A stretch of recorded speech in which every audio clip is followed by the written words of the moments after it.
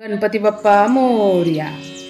मित्रांनो, आपल्याकडे प्रत्येक सण उत्सवामागे एक गूढ रहस्य दडलेलं आहे। आपल्या आजी आजोबांनी आई वडिलांनी सांगितलेल्या गोष्टी फक्त परंपरा नाहीत तर आपल्या जीवनाला दिशा देणारं मार्ग आहे।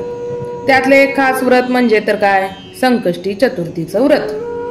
हे व्रत खास करून गणपती बाप्पांचं व्रत आहे। गणपती बाप्पा हा फक्त विघ्नहर्ताच नाही तर बुद्धीचा अधिपती आहेत। गण म्हणजे आपल्या इंद्रियाचा समूह आणि पती म्हणजे आपलं स्वामी। म्हणजेच गणपती आपली इंद्रिय कशी वापरायची त्यावर नियंत्रण ठेवायचं हे शिकवतो। संकष्टीच्या दिवशी उपवास करणं म्हणजे या इंद्रियांवर संयम ठेवणं। दिवसभर तोंडाला आवडणारं काही खायचं नाही, मनाला आवडेल तसंच करायचं नाही। हा एक आत्मसंयमाचा दिवस मानला जातो। संकट प्लस हरण इज इक्वल टू संकष्टी। म्हणजे ज्या दिवशी केलेल्या व्रतानं संकट नाहीशी होतात, मनाला शांती मिळते आणि गणपती बाप्पा आपल्या भक्तीचं दुःख दूर करतात, तो दिवस म्हणजे संकष्टी चतुर्थी।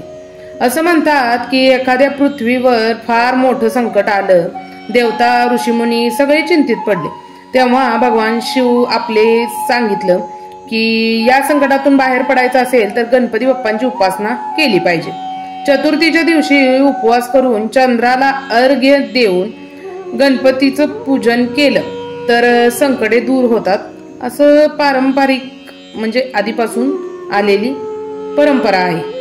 तसंच एक दुसरी कथा अशी पण सांगते की चंद्राने एखादा गणपती बाप्पांची टवाळी गेली, बाप्पाने त्याला शाप दिला की जो कोणी तुला पाहिल त्याच्यावर संकट येईल। पण नंतर देव ऋषींनी मध्यस्थी करून उपाय विचारला, तेव्हा गणपती बाप्पा म्हणाले, जो माझी संकष्टी दिवशीच्या भक्तिभावाने पूजा करेल आणि चंद्राला अर्घ्य देईल त्याचं संकट मी दूरच करीन।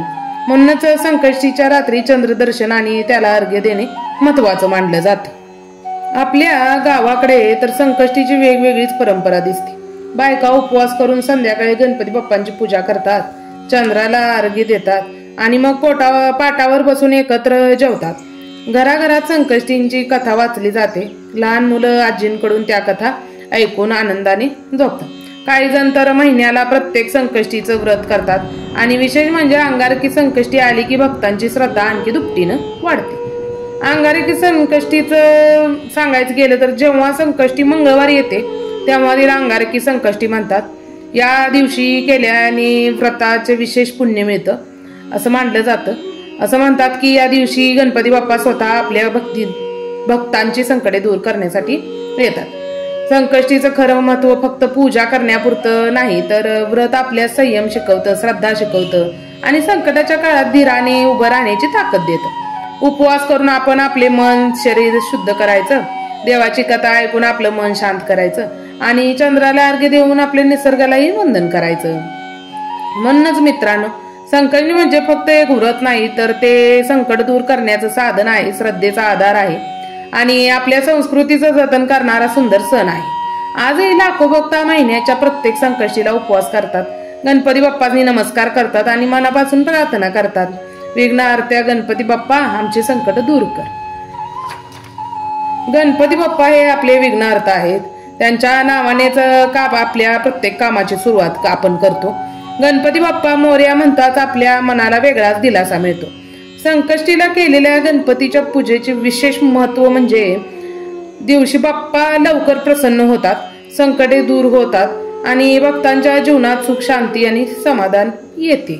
म्हणून मनापासून संकष्टीचं व्रत लोक आपल्या बायका किंवा लोक करतात। संकष्टी चतुर्थीचे 4 प्रकार आहेत। संकष्टी चतुर्थी, अंगारकी संकष्टी, विनायक चतुर्थी आणि महाचतुर्थी। संकष्टी चतुर्थी दर महिन्याला कृष्ण पक्षात येते। अंगारकी संकष्टी मंगळवारी आल्यास अतिशय शुभ असते आणि विनायक चतुर्थी शुक्ल पक्षाची असते आणि महाचतुर्थी म्हणजे आता आपले गणेश उत्सव झाला त्याची सुरुवात, म्हणजे भाद्रपद महिन्याची सुरुवातीला जे येते ती। यातील सर्वात खास संकष्टी म्हणजे अंगारकी संकष्टी, कारण या दिवशी केलेलं व्रत अनेक पटींनी फलदायी मानलं जातं। अनेक भक्त सांगतात की संकष्टी व्रत सुरू केल्यावर त्यांच्या आयुष्यात खरंच बदल झाला। काहींचं आरोग्य सुधारलं, काहींचं घर संकट दूर झालं तर काहींना नोकरी धंद्यात प्रगती मिळाली। यावरून असं दिसतं की श्रद्धा असेल तर संकट दूर होतात। संकष्टी आपल्याला शिकवते की संकट आली तर घाबरायचं नाही, संयम, श्रद्धा आणि प्रार्थना संकट दूर होतात. प्रत्येक अंधारानंतर प्रकाश हा येतोच येतो. संकष्टी व्रत ही केवळ अंधश्रद्धा नाही तर जीवनशैली आहे बरं का. यातून आपल्याला भक्ती, संयम, आरोग्य, मानसिक शांतता आणि कुटुंब प्रेम या सगळ्या गोष्टी मिळतात. म्हणूनच आपल्या आजी आजोबांनी नेहमी सांगितले, संकष्टी करा आणि संकटे दूर होतील. म्हणूनच आपण संकष्टी व्रत हे करतो. आणि हे व्हिडिओ करायचं कारण म्हणजे मी आत्ताच गणेश पारायण केले आणि ते गणेश पारायण केल्यानंतर मला तर खूप त्याचा प्रभाव पडलाय. फक्त तुम्हाला ऐकायचं आहे आणि खरंच गणपती बाप्पा येऊन आपली विघ्न हरत्यात का तर हरत्यात. विघ्न हरत्यात म्हणजे काय तर आपल्या एखादी गोष्ट आपण करतोय आणि त्याला जर संकट येत असतील किंवा अडथळे येत असतील तर ते दूर करायचं काम गणपती बाप्पा 100% करतात. आणि तुम्ही नुसतं मी वाचून पारायण वाचन करून हे एवढं करू शकते तर तुम्ही ऐकून किती काय काय करू शकताय. कारण गणेश पुराणमध्ये ना वाचणाऱ्यापेक्षा श्रवण करणाऱ्यांना खूप महत्व दिलेलं आहे. तुम्ही शेवटच्या वेळी ऐकू शकताय. श्रवण केल्याने त्याला दुप्पट तुम्हाला त्याचं रिझल्ट मिळतात. म्हणूनच तुम्ही एकदा ऐकून बघा आणि तुमच्या पण आयुष्यात अशीच भरभराटी येऊ दे. कारण मी फक्त गणेश पुराण चालू केलं तर आमची गाडी बुक झाली आणि मी जेव्हा पारायण समाप्ती झाली माझी त्या गणपती बाप्पा जाण्याच्या दिवशी 7व्या दिवशी तेव्हाच्या दुसऱ्या दिवशी आमची गाडी घरात आली. त्यामुळे मला तर खूप त्याचे फायदे आहेत किंवा मी आणि आमच्यात कसं देवाला किंवा वाचनाला खूप महत्व दिलं जातं. तर तुम्ही पण करून बघा एकदा आणि नंतर मला सांगा. संकष्टीचं व्रत केलं तरी उत्तम आहे तुम्ही वाचन केलं तरी उत्तम आहे.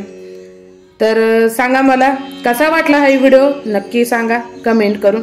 आणि जर तुम्हाला काही माहिती हवी असेल गणेश पुराण कसं करायचं काय करायचं तरीही मला कमेंट करून विचारा. मी नक्की तुमच्या प्रश्नाला उत्तर देईन. आणि लवकरच भेटू अशाच नवीन एका व्हिडिओमध्ये. तोवर स्वतःची काळजी घ्या, आपल्या घरातल्यांची काळजी घ्या. श्री गणेशाय नमः, श्री गणेशाय नमः, श्री गणेशाय नमः. आणि सबस्क्राईब करायला विसरू नका. धन्यवाद धन्यवाद धन्यवाद.